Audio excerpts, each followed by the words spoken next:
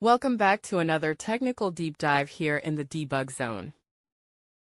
Today, we're tackling a big question and breaking it down with insights from other users. Hopefully, this clears up some misconceptions and helps you get the answer you need. So buckle up, stay a little curious, and let's jump right in.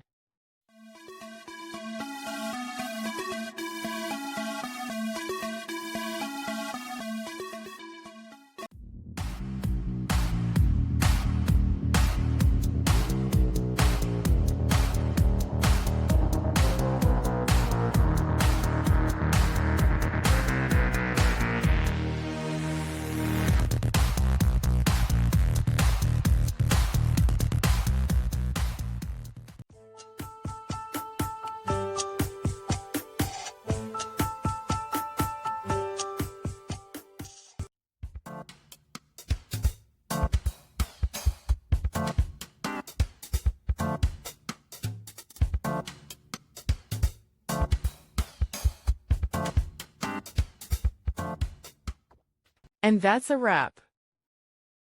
I hope you found the answer you were looking for.